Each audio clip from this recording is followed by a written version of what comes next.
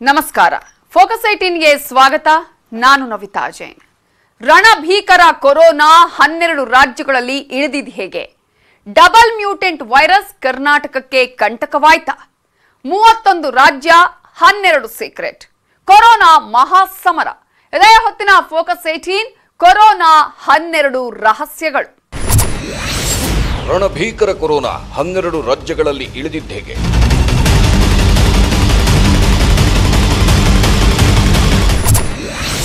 Double mutant virus ಕರ್ನಾಟಕಕ್ಕೆ ಕಂಟಕವಾಯಿತಾ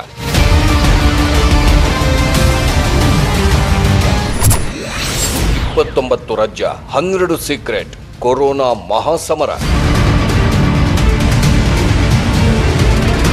corona ಎರಡನೇ ಅಲೆ ದೇಶದಲ್ಲಿ ರುದ್ರ ತಾಂಡವ ತೋರ್ತಾ ಇದೆ. ಪ್ರತಿದಿನ 3.5 ಲಕ್ಷಕ್ಕೂ ಹೆಚ್ಚು ಸೋಂಕಿತರು ಪತ್ತೆಯಾಗುತ್ತಿದ್ದು ಸಾವಿನ ಸಂಖ್ಯೆ ಕೂಡ 3,500 ಸನಿಹದಿಂದ ಹಿಂದಕ್ಕೆ ಜಗ್ತಾನೇ ಇಲ್ಲ. ಶಾಕಿಂಗ್ ನ್ಯೂಸ್ ಏನಂದ್ರೆ ಇಡೀ ದೇಶದಲ್ಲಿ ಮಹಾರಾಷ್ಟ್ರದ ನಂತರ ಅತಿ ಹೆಚ್ಚು ದೈನಂದಿನ ಸೋಂಕು ಹುಟ್ಕೊಂತಿರೋದು ನಮ್ಮ ಕರ್ನಾಟಕದಲ್ಲಿ. ಹೀಗಾಗಿ ಕರ್ನಾಟಕದಲ್ಲಿ ಕರ್ಫ್ಯೂ ಜಾರಿಗೆ ತಂದಿದ್ರೂ ಪ್ರಯೋಜನವಾಗುತ್ತಿಲ್ಲ ಅನ್ನೋ ಮಾತುಗಳು ಕೇಳಿ ಬರುತ್ತಿವೆ.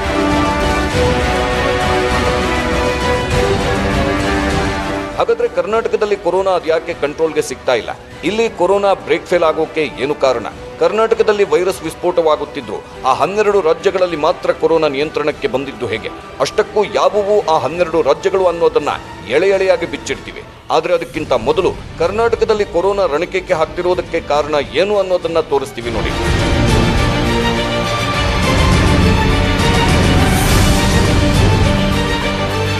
ಇಡೀ ದೇಶದಲ್ಲಿ ಕೊರೋನಾ ಎರಡನೇ ಅಲೆ ಇದೆ. ಆದ್ರೆ ಮೊದಲಿಗೆ ಕೊರೋನಾ ರಣಕೇಕೆ ಹಾಕಿದ್ದು ಮಹಾರಾಷ್ಟ್ರದಲ್ಲಿ. ಅನಂತರ ಮಹಾರಾಷ್ಟ್ರ ಬಿಟ್ಟು ಈಗ ಕರ್ನಾಟಕದಲ್ಲಿ ವೈರಸ್ ವಿಸ್ಫೋಟವಾಗುತ್ತಿದೆ. ಕಳೆದ ಮಂಗಳವಾರ ಒಂದೇ ದಿನ 44,631ಕ್ಕೂ ಹೆಚ್ಚು ಕೇಸ್ಗಳು ಪತ್ತೆಯಾಗಿದ್ದು 292 ಮಂದಿ ಕೊರೋನಾದಿಂದ ಸಾವನ್ನಪ್ಪಿದ್ರು. ಹಾಗಾದ್ರೆ ಕರ್ನಾಟಕದಲ್ಲಿ ವೈರಸ್ ವಿಸ್ಫೋಟಕ್ಕೆ ಕಾರಣ ಏನು ಗೊತ್ತಾ? ಅದುವೇ ಡಬಲ್ ಮ್ಯೂಟೆಂಟ್ ವೈರಸ್.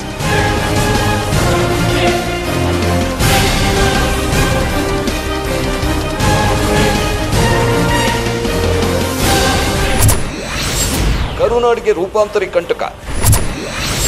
ದಕ್ಷಿಣ ಭಾರತದಲ್ಲಿ N440K ವೈರಸ್ ಆರ್ಭಟ. ವಿಜ್ಞಾನಿಗಳಿಂದ ಬಯಲಾಯಿತು ಅಸಲಿ ಸೀಕ್ರೆಟ್.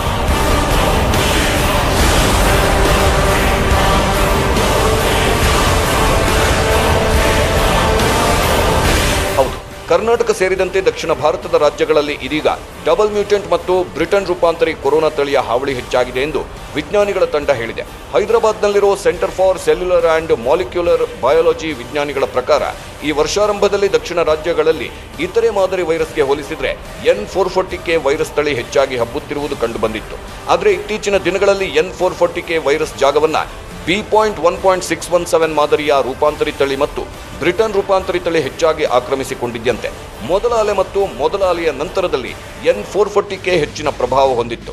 ಆದರೆ ಎರಡನೇ ಅಲೆಯಲ್ಲಿ B.1.617 ಮಾದರಿಯ ರೂಪಾಂತರಿ ವೈರಸ್ ಹೆಚ್ಚು ಪ್ರಭಾವಶಾಲಿಯಾಗಿ ಕಂಡುಬಂದಿದೆ ಎಂದು. ಅಷ್ಟಕ್ಕೂ ಏನಿದು B.1.617?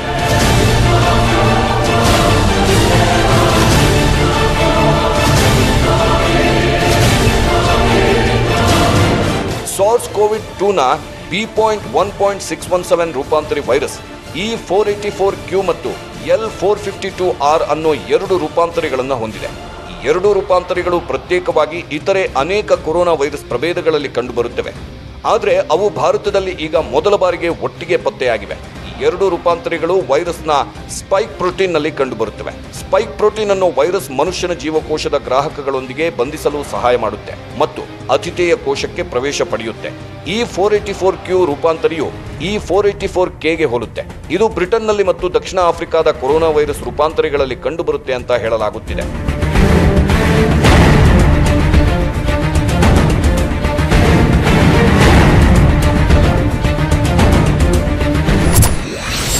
B.1.617 ಎಲ್ಲಿ ಪತ್ತೆಯಾಗಿದೆ?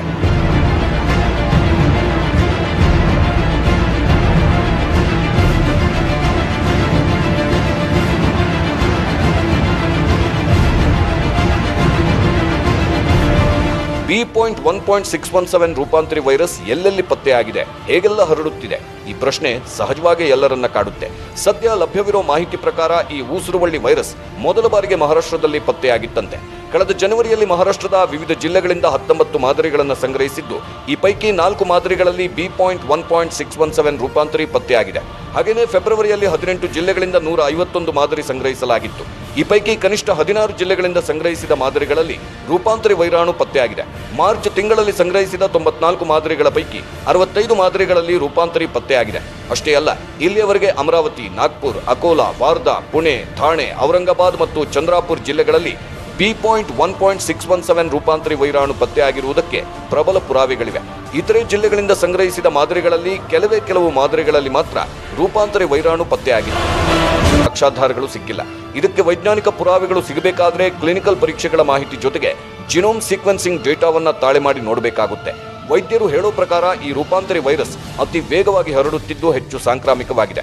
ಇದರಿಂದ ಮನೆಯಲ್ಲಿ ಒಬ್ಬರಿಗೆ ಸೋಂಕು ತಗುಲಿದ್ರೂ ಇಡೀ ಕುಟುಂಬಕ್ಕೆ ಸುಲಭವಾಗಿ ಹರಡುತ್ತೆ. ಆದರೆ ಕಡಿಮೆ ಮಾರಕ ಎನ್ನಲಾಗುತ್ತಿದೆ. ಹೀಗಾಗಿ ಈ ರೂಪಾಂತರಿ ಸೋಂಕು ತಗುಲಿದ್ರೆ ಆಸ್ಪತ್ರೆಗೆ ದಾಖಲಾಗುವ ಪರಿಸ್ಥಿತಿ ಬರೋದಿಲ್ಲ. ಸೋಂಕಿತರು ಹೋಮ್ ಐಸೋಲೇಷನ್ ನಲ್ಲಿ ಇರೋದು ಉತ್ತಮ ಅಂತ ಹೇಳಲಾಗುತ್ತಿದೆ. ಇಂಟ್ರೆಸ್ಟಿಂಗ್ ವಿಷಯ ಏನಂದ್ರೆ, ಈ ರೂಪಾಂತರಿ ಒಕ್ಕರಿಸಿಕೊಂಡ ಸೋಂಕಿತರಲ್ಲಿ ರೋಗ ಲಕ್ಷಣ ಕಂಡು ಬರಲ್ಲ. ಆದ್ರೆ ಕೊರೋನಾ ಸೋಂಕು ಪ್ರಕರಣಗಳು ಹೆಚ್ಚುತ್ತಿರುವುದು ಆರೋಗ್ಯ ವ್ಯವಸ್ಥೆ ಮೇಲೆ ಹೊರೆಯಾಗುತ್ತಿವೆ ಅನ್ನೋ ಮಾತುಗಳು. ಆದ್ರೆ ಸದ್ಯ ಕರ್ನಾಟಕ ಬಿಟ್ಟು ಒಟ್ಟು 12 ರಾಜ್ಯಗಳಲ್ಲಿ ಸೋಂಕಿನ ಪ್ರಮಾಣ ಇಳಿಯುತ್ತಿದೆ. ಹಾಗಾದ್ರೆ ಆ 12 ರಾಜ್ಯಗಳು ಯಾವುವು ಗೊತ್ತಾ? ಅವುಗಳನ್ನ ಒಂದೊಂದಾಗಿ ತೋರಿಸ್ತೀವಿ ನೋಡಿ.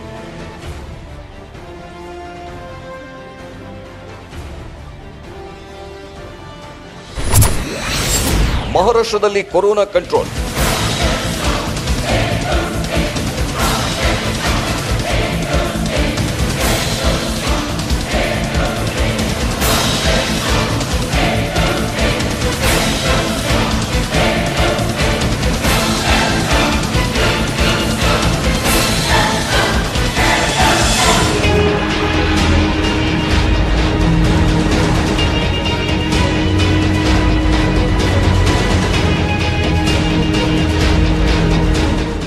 ಕೊರೋನಾ ಕಂಟ್ರೋಲ್ಗೆ ತರೋ ವಿಚಾರದಲ್ಲಿ ಮಹಾರಾಷ್ಟ್ರ ಪ್ರಮುಖ ಪಾತ್ರ ವಹಿಸಿದೆ. ಯಾಕಂದ್ರೆ ಏಪ್ರಿಲ್ 4ರಂದು ಮಹಾರಾಷ್ಟ್ರದಲ್ಲಿ ಕೊರೋನಾ ಪಾಸಿಟಿವಿಟಿ ದರ ಗರಿಷ್ಠ 27.94ಕ್ಕೆ ತಲುಪಿತ್ತು. ಆಗ ದೇಶದ ಒಟ್ಟಾರೆ ಸೋಂಕಿತರ ಸಂಖ್ಯೆಯಲ್ಲಿ ಮಹಾರಾಷ್ಟ್ರದ ಸೋಂಕಿತರ ಸಂಖ್ಯೆ 60%ಕ್ಕಿಂತ ಹೆಚ್ಚಿತ್ತು. ಅದು ಹಾಗೆ ಮುಂದುವರೆದರೆ ದೇಶದಲ್ಲಿ ಪ್ರತಿದಿನ 4 ಲಕ್ಷಕ್ಕೂ ಹೆಚ್ಚು ಸೋಂಕಿತರು ಪತ್ತೆಯಾದಾಗ ಮಹಾರಾಷ್ಟ್ರ ಒಂದರಲ್ಲೇ 2 ಲಕ್ಷಕ್ಕೂ ಹೆಚ್ಚು ಸೋಂಕಿತರು ಪತ್ತೆಯಾಗಬೇಕಾಗಿತ್ತು.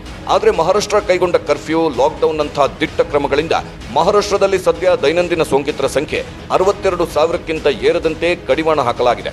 ಅಷ್ಟೇ ಅಲ್ಲ, ಸದ್ಯ ಕರ್ನಾಟಕದಲ್ಲಿ ಕೊರೋನಾದಿಂದ ಗುಣಮುಖರಾಗ್ತಿರೋರ ಪ್ರಮಾಣ 73.9ಕ್ಕೆ ಕುಸಿದಿದ್ರೆ ಮಹಾರಾಷ್ಟ್ರದಲ್ಲಿ 83.7ಕ್ಕೆ ಏರಿಕೆಯಾಗಿದೆ.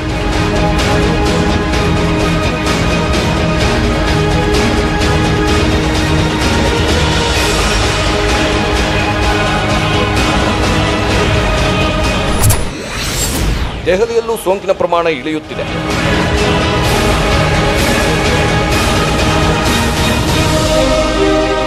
ರಾಷ್ಟ್ರ ರಾಜಧಾನಿ ದೆಹಲಿಯಲ್ಲಿ ದಿನೇ ದಿನೇ ಏರುಗತಿಯಲ್ಲಿ ಸಾಗಿದ್ದ ಕೊರೋನಾ ಸೋಂಕು ಹರಡುವಿಕೆ ಹಾಗೂ ಸಾವಿನ ಸಂಖ್ಯೆ ಕೂಡ ಇಳಿತಾ ಇದೆ. ಕಳೆದ ಮಂಗಳವಾರ ಸಂಜೆಯವರೆಗೆ ಕೊರೋನಾ ಪರೀಕ್ಷೆಗೆ ಒಳಗಾಗಿದ್ದ 74,654 ಜನರ ಪೈಕಿ 19,953 ಮಂದಿಯಲ್ಲಿ ಸೋಂಕು ಕಾಣಿಸಿಕೊಂಡಿದೆ. ಈ ಅವಧಿಯಲ್ಲಿ 18,788 ಜನ ಗುಣಮುಖರಾಗಿದ್ದಾರೆ. ಒಟ್ಟು 90,419 ಸಕ್ರಿಯ ಪ್ರಕರಣಗಳಿವೆ. ಅಷ್ಟೇ ಅಲ್ಲ, ಸತತ 3 ದಿನಗಳ ಕಾಲ 400ರ ಗಡಿ ದಾಟಿದ್ದ ಸಾವಿನ ಸಂಖ್ಯೆಯೂ ಕಡಿಮೆಯಾಗಿದ್ದು 338ಕ್ಕೆ ಇಳಿದಿದೆ. ದಿಲ್ಲಿ ಸರ್ಕಾರ ಕೈಗೊಂಡ ಲಾಕ್ಡೌನ್, ಕರ್ಫ್ಯೂ ಮತ್ತು ಕಟ್ಟುನಿಟ್ಟಿನ ಕ್ರಮಗಳಿಂದಾಗಿಯೇ ಕೊರೋನಾ ಆರ್ಭಟ ದಿಲ್ಲಿಯಲ್ಲಿ ಕಡಿಮೆಯಾಗುತ್ತಿದೆ ಎನ್ನಲಾಗುತ್ತಿದೆ. ಹೀಗಾಗಿ ಸದ್ಯ ದಿಲ್ಲಿ ಜನರ ಆತಂಕ ಕಡಿಮೆಯಾಗುತ್ತಿದೆ.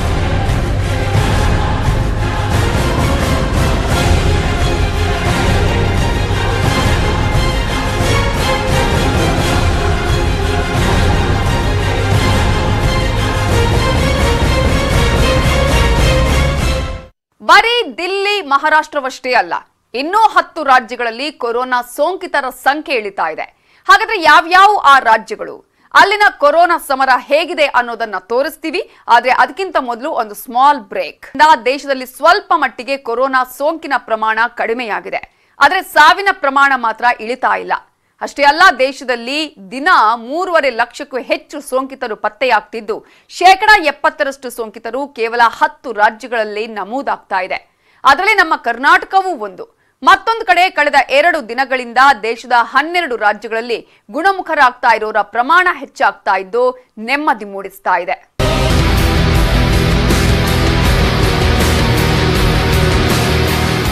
ಅದರಲ್ಲೂ ತಮಿಳುನಾಡಿನಲ್ಲಿ ಒಟ್ಟು 1,25,023 ಸಕ್ರಿಯ ಸೋಂಕಿತರಿದ್ದು 88.9% ಮಂದಿ ಚೇತರಿಕೆ ಕಾಣುತ್ತಿದ್ದಾರೆ. ಹಾಗೆಯೇ ದೆಹಲಿಯಲ್ಲಿ 90,419 ಮಂದಿ ಸಕ್ರಿಯ ಸೋಂಕಿತರಿದ್ದು 91.2% ಮಂದಿ ಸೋಂಕಿನಿಂದ ಗುಣಮುಖರಾಗುತ್ತಿದ್ದಾರೆ.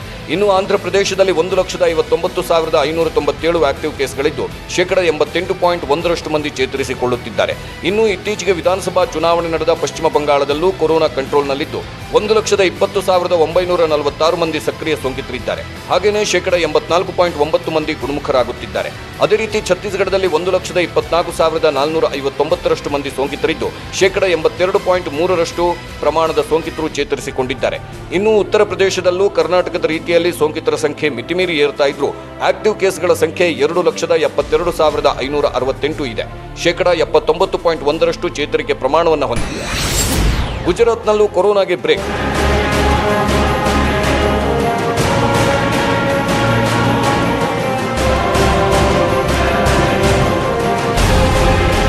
ಇದೇ ರೀತಿ ಗುಜರಾತ್ನಲ್ಲೂ ಕೆಲ ದಿನಗಳ ಹಿಂದೆ ಕೊರೋನಾ ಸರ್ರ್ ಅಂತ ಏರೋಕೆ ಶುರುವಾಗಿದ್ದು ಇಲ್ಲಿನ ಅಹಮದಾಬಾದ್, ಸೂರತ್ ನಗರಗಳಲ್ಲಿ ರಣಕೇಕೆ ಹಾಕ್ತಾ ಇತ್ತು. ಆದರೆ ವೀಕೆಂಡ್ ಲಾಕ್ಡೌನ್, ಕರ್ಫ್ಯೂ ಸೇರಿದಂತೆ ಹಲವು ಪ್ರಮುಖ ನಿರ್ಧಾರಗಳನ್ನು ಕೈಗೊಂಡಿರುವ ಗುಜರಾತ್ ಸರ್ಕಾರ ಕೊರೋನಾವನ್ನ ಹತೋಟಿಗೆ ತಂದಿದೆ. ನಿಮಗೆ ಗೊತ್ತಿರಲಿ, ಕೇವಲ ಬೆಂಗಳೂರಿನಲ್ಲಿ ಸಕ್ರಿಯ ಕೇಸ್ಗಳ ಸಂಖ್ಯೆ 3 ಲಕ್ಷ ದಾಟಿದೆ. ಆದರೆ ಗುಜರಾತ್ ರಾಜ್ಯದಲ್ಲಿ ಮಂಗಳವಾರ ಸಂಜೆ ವೇಳೆಗೆ 1,48,297 ಸಕ್ರಿಯ ಕೇಸ್ಗಳಿದ್ದು 4,64,396 ಮಂದಿ ಇದುವರೆಗೂ ಗುಣಮುಖರಾಗಿದ್ದಾರೆ.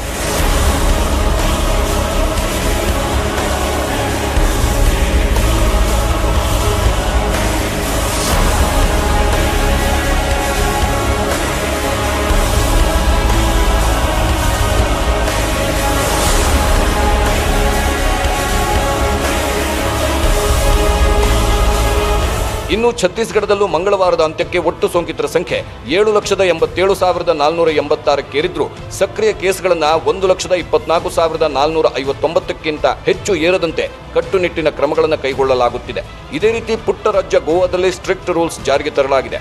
ಇಲ್ಲಿಗೆ ದೇಶ ವಿದೇಶಗಳಿಂದ ಪ್ರವಾಸಿಗರು ಬಂದರೂ ಮಾಸ್ಕ್, ಸಾಮಾಜಿಕ ಅಂತರವನ್ನು ಕಟ್ಟುನಿಟ್ಟಾಗಿ ಪಾಲಿಸಲು ಸೂಚಿಸಲಾಗಿದೆ. ಹೀಗಾಗಿ ಗೋವಾದಲ್ಲಿ ಕೇವಲ 26,731 ಸಕ್ರಿಯ ಪ್ರಕರಣಗಳಿದ್ದು 72.1% ಮಂದಿ ಚೇತರಿಸಿಕೊಳ್ಳುತ್ತಿದ್ದಾರೆ.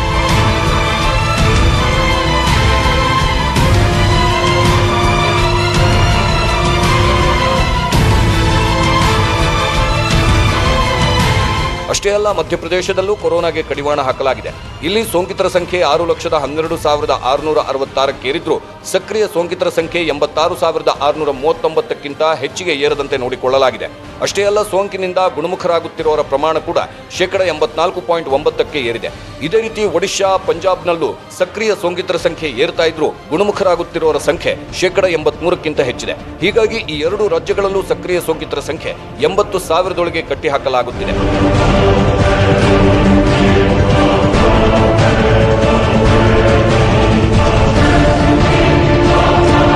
ಹೀಗೆ ದೇಶದ 29 ರಾಜ್ಯಗಳಲ್ಲಿ 12 ರಾಜ್ಯಗಳಲ್ಲಿ ಕೊರೋನಾಗೆ ಕಡಿವಾಣ ಹಾಕಲಾಗುತ್ತಿದೆ. ಆದರೆ ಕರ್ನಾಟಕದಲ್ಲಿ ಮಾತ್ರ ಅಂಕೆ ಮೀರಿ ಏರ್ತಾ ಇದೆ.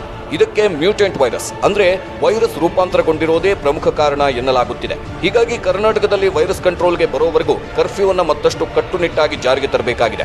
ಇದರ ಜೊತೆಗೆ ಲಸಿಕಾ ವಿತರಣೆಯ ವೇಗವನ್ನು ಹೆಚ್ಚಿಸಬೇಕಾಗಿದೆ. ಯಾಕಂದ್ರೆ ಲಸಿಕೆ ಕೊರೋನಾ ವಿರುದ್ಧ ಪರಿಣಾಮಕಾರಿಯಾಗಿ ಹೋರಾಡುತ್ತಿದೆ. Indian Council of Medical Research ನಡೆಸಿದ ಸೆರೋ ಸರ್ವೆಗಳ ಫಲಿತಾಂಶಗಳು ಹೆಚ್ಚಿನ ಸ್ಥಳಗಳಲ್ಲಿ 20ರಿಂದ 25%ಗಿಂತ ಹೆಚ್ಚು ಜನಸಂಖ್ಯೆಯು ವೈರಸ್ ಸೋಂಕಿಗೆ ಒಳಗಾಗಿಲ್ಲ ಎಂದು ಹೇಳಿದೆ. ಲಸಿಕೆ ನೀಡಿದರೆ ಕೊರೋನಾ ಸೋಂಕಿನಿಂದ ರೋಗ ನಿರೋಧಕ ಶಕ್ತಿಯ ಪ್ರಮಾಣವನ್ನು ತ್ವರಿತವಾಗಿ ಹೆಚ್ಚಿಸುತ್ತದೆ. ಇದರಿಂದಾಗಿ ಹರ್ಡ್ ಇಮ್ಯುನಿಟಿ ಅದರ ಪಾತ್ರವನ್ನು ವಹಿಸಲು ಪ್ರಾರಂಭಿಸುವ ಹಂತವನ್ನು ಶೀಘ್ರವಾಗಿ ತಲುಪುತ್ತೆ.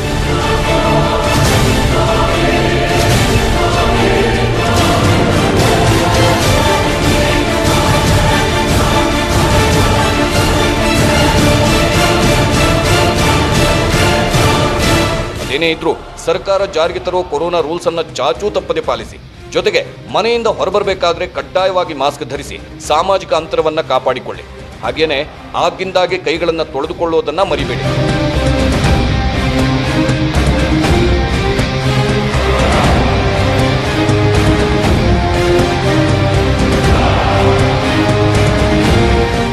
ನೋಡಿದ್ರಲ್ಲ, ದೇಶದಲ್ಲಿ ಕೊರೋನಾ ಹೇಗೆಲ್ಲ ರಣಕೇಕೆ ಹಾಕ್ತಾ ಇದೆ ಅನ್ನೋದನ್ನ ಕೆಲವು ರಾಜ್ಯಗಳಲ್ಲಿ ಅಬ್ಬರಿಸ್ತಾ ಇದ್ರೆ ಮತ್ತೆ ಕೆಲವು ರಾಜ್ಯಗಳಲ್ಲಿ ಕಂಟ್ರೋಲ್ನಲ್ಲಿದೆ.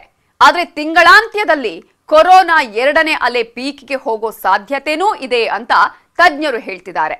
ಹೀಗಾಗಿ ಜನ ಯಾವುದೇ ಕಾರಣಕ್ಕೂ ಕೊರೋನಾ ರೂಲ್ಸ್ ಅನ್ನ ನಿರ್ಲಕ್ಷಿಸಬೇಡಿ, ಎಲ್ಲಾ ಮಾರ್ಗಸೂಚಿಗಳನ್ನ ಪಾಲನೆ ಮಾಡಿ ನಮ್ಮ ಆರೋಗ್ಯವನ್ನ ನೋಡ್ಕೊಳ್ಳೋಣ ಅಂತ ಹೇಳ್ತಾ ಈ ಹೊತ್ತಿನ ಕಾರ್ಯಕ್ರಮವನ್ನ ಮುಗಿಸ್ತಾ ಇದ್ದೀವಿ. ನೋಡ್ತಾ ಇರಿ ನ್ಯೂಸ್ 18 ಕನ್ನಡ, ಜಾಲ ನಮ್ಮದು, ಬಲ ನಿಮ್ಮದು.